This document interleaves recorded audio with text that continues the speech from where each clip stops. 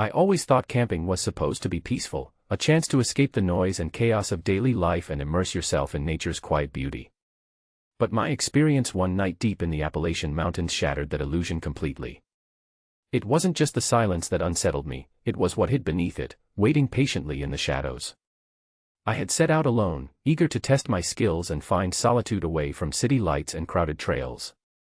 The dense forest around me was a tangle of ancient trees, their thick trunks wrapped in moss and their branches whispering softly in the cool evening breeze. By dusk, I found a small clearing near a creek, the perfect spot to pitch my tent. The air smelled damp and earthy, the scent of pine needles and freshly fallen leaves mingling with the faint trace of smoke from a distant campfire. As I worked to set up my campsite, the sun dipped below the horizon, painting the sky with streaks of orange and purple. I lit my campfire, the crackling flames casting flickering shadows that danced across the trees. With my backpack emptied and supplies arranged neatly, I sat close to the fire, savoring the warmth and the satisfying crackle of burning wood. It was exactly the kind of escape I had envisioned, until the night began to breathe differently. At first, it was just small things. The rustle of leaves just beyond the firelight, a snapping twig somewhere deep in the woods. I told myself it was probably a deer or a raccoon, common sights around these parts. But as the darkness grew thicker, those noises became more deliberate, more frequent. Something was moving just out of sight, circling the clearing in a way that made my skin crawl. I tried to shake off the creeping unease. I told myself I was alone, safe inside my small tent if things got worse. But then I noticed the footprints. When I dared to look outside, the ground around my tent was marked by a series of prints, large, uneven, and definitely not human. They formed a rough circle, as if something had been pacing just beyond the firelight, watching me. The prints were fresh, the soil still soft from the day's rain, and they led into the thick forest in every direction. I remember holding my flashlight steady, shining the beam into the darkness, hoping to catch a glimpse of whatever had left those prints. The woods stared back at me, silent and impenetrable. No glowing eyes, no rustling branches, just an oppressive stillness that pressed in like a weight on my chest. Sleep didn't come easy that night. I lay inside my tent, heart pounding, every sound amplified in the quiet. The wind shifted, carrying a low, almost imperceptible whisper, like breath against my ear. I told myself it was only the wind playing tricks, but the hair on my arms stood on end. Then came the shadows. Not the kind cast by the fire, but darker, deeper shapes moving just beyond the edge of the clearing. I could see them out of the corner of my eye, but when I turned, nothing was there.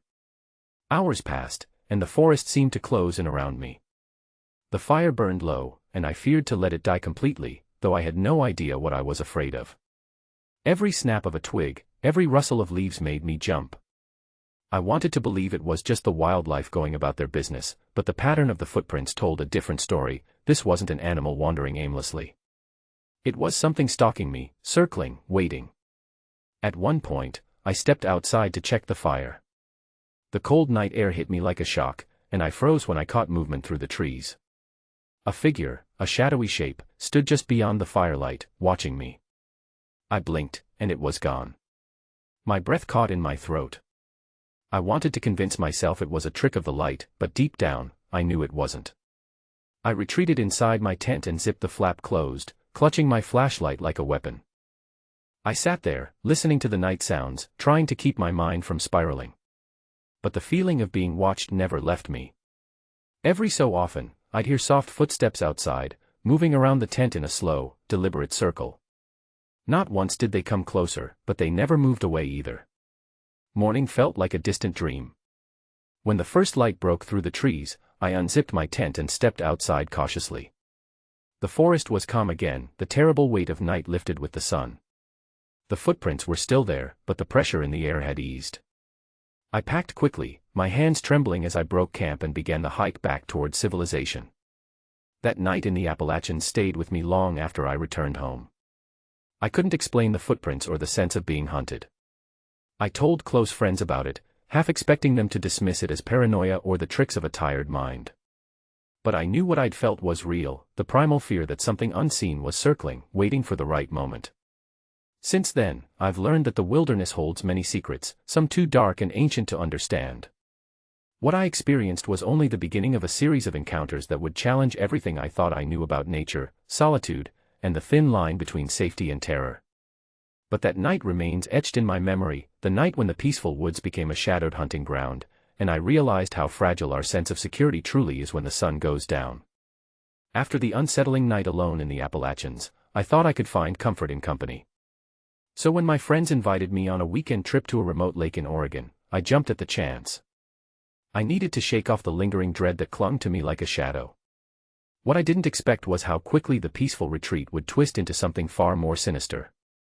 The lake was tucked away in a dense forest, surrounded by towering pines and thick underbrush. We arrived just before dusk, laughter and chatter filling the air as we unloaded gear from the truck. The sunlight filtered through the trees, casting golden rays on the water's glassy surface. It looked like the perfect getaway, a weekend of fishing, swimming, and campfire stories. We set up camp on a small clearing by the shore, tents pitched in a loose circle with a fire pit at the center. The air smelled of pine and fresh water, a sharp contrast to the city smog we'd left behind. As night began to fall, we gathered around the fire, sharing jokes and roasting marshmallows. The stars blinked into existence overhead, and for a moment, everything felt right. But then, something shifted. It started subtly. At first, I caught glimpses of movement at the edge of the tree line, a shadow slipping between trunks, just beyond the firelight. I mentioned it casually, but my friend shrugged it off, blaming a deer or a raccoon. Still, the feeling of being watched settled over me like a cold blanket. As the night deepened, the atmosphere grew heavier, almost suffocating. One by one, strange things began to happen. Our fishing gear disappeared overnight, only to be found later tangled in branches far from the water's edge. Whispers seemed to echo through the trees, soft, indecipherable murmurs that sent chills down my spine. When someone tried to call out, the voice sounded distant, swallowed by the woods. The tension mounted as we noticed unnatural movements around the campsite. Shadows flickered where there should have been none. Logs shifted subtly like something had brushed past them. I remember catching sight of a figure standing just beyond the firelight, tall, thin, and impossibly still. When I blinked, it was gone. Our group's mood soured quickly. Unease turned to fear, and fear to panic when one of our friends vanished without a trace. One moment he was there, joking about the cold water, and the next, he was gone. We called his name, scoured the surrounding forest, but found nothing, no footprints, no broken branches, no sign of struggle. It was as if the earth had swallowed him whole. Desperation set in. We huddled together by the fire, trying to make sense of what was happening. The whispers grew louder, circling us in the darkness. The air turned icy cold, and every shadow felt like it was closing in. Our phones had no signal, the trucks were miles away, and the forest had become a maze of unseen threats. I remember standing at the edge of the clearing, flashlight trembling in my hand, scanning the trees for any sign of our missing friend. The beam caught something, a pair of eyes reflecting back at me from deep in the shadows. They were too high for any animal, glowing with an unnatural intensity. I called out, but the eyes blinked once and vanished. The remaining friends wanted to leave, but without our missing companion or any clear path back, we were trapped. Fear carved deep lines into our faces as we took turns keeping watch, every snap of a twig or rustle of leaves sending us into panic. Sleep was impossible, and every moment stretched into an eternity. At dawn, we found signs of our friends' last moments, or at least, what we hoped were signs. Near the lake's edge, there were disturbed leaves and broken branches, but no clear trail. The forest seemed to mock us with its silence, hiding the truth beneath layers of moss and shadow. I've never felt so helpless or afraid. That night in Oregon showed me how quickly joy can turn to terror, how the wilderness can hold secrets darker than any urban nightmare. The figure we saw, the whispers we heard, they weren't figments of tired minds or tricks of the light. Something malevolent watches from the tree line, waiting for the right moment to strike. Even now, when I close my eyes, I hear those whispers. I see those eyes glowing just beyond the firelight. And I wonder if our friend's fate is a warning, one that we ignored until it was too late. The lake remains beautiful, serene in daylight, but I know better than to trust the calm. Sometimes, the most peaceful places are the ones hiding the darkest horrors. After the chilling ordeal at the lake, I thought maybe I'd seen enough of nature's darker side. But fate had other plans. A few months later, A family camping trip to the Arizona desert reminded me that danger doesn't always come cloaked in trees or water, it can lurk in the empty, sun-baked expanses where silence reigns and the horizon seems endless. We arrived at the campsite as the sun was dipping low, casting long shadows across the cracked earth. The desert air was dry and sharp, scented faintly with sagebrush and dust.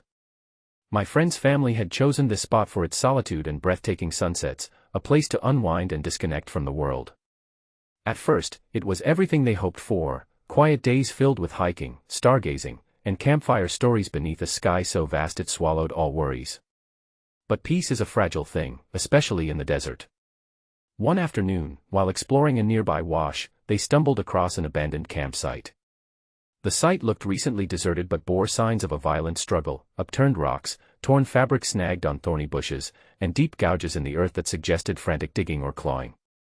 The sight sent a ripple of unease through the group. The desert was supposed to be empty, but here was proof that someone, or something, had been here, and it hadn't left by choice. That night, strange things began to happen around their own campfire. They found odd markings etched into the surrounding rocks, angular, unfamiliar symbols that seemed to glint in the firelight. The wind shifted suddenly, bringing sharp blasts of cold air that cut through their jackets and sent shivers down their spines. Shadows lengthened and curled in unnatural ways, flickering as if alive.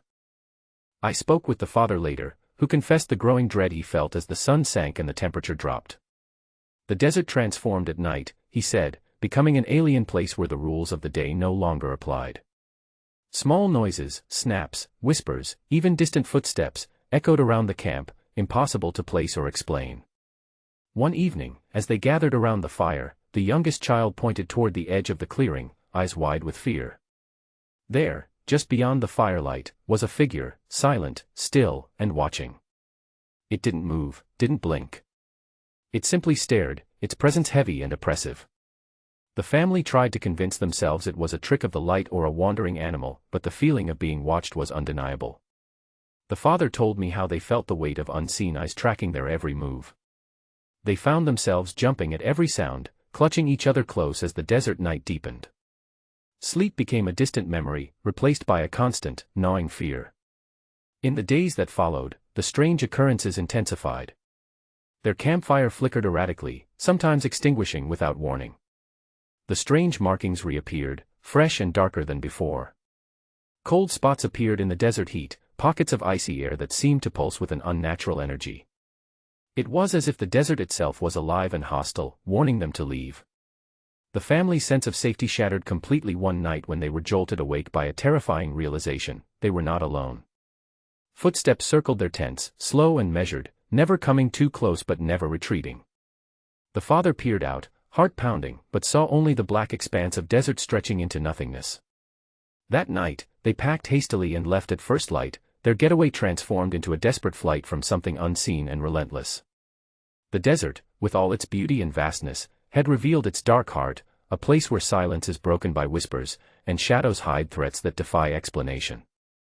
The family's story stayed with me, a stark reminder that danger in the wilderness isn't always obvious.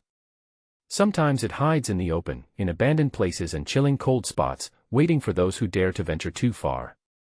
Their experience was a haunting echo of what I'd felt alone in the woods and with friends by the lake, a pattern of fear that connects the natural world to something far more unsettling. Every time I think of that desert campfire, I remember the weight of those watching eyes and the cruel cold that had no place under the blazing sun. It's a feeling I wouldn't wish on anyone, but one I carry with me, a reminder that the wilderness is never truly empty, and sometimes, the most terrifying things hide in plain sight.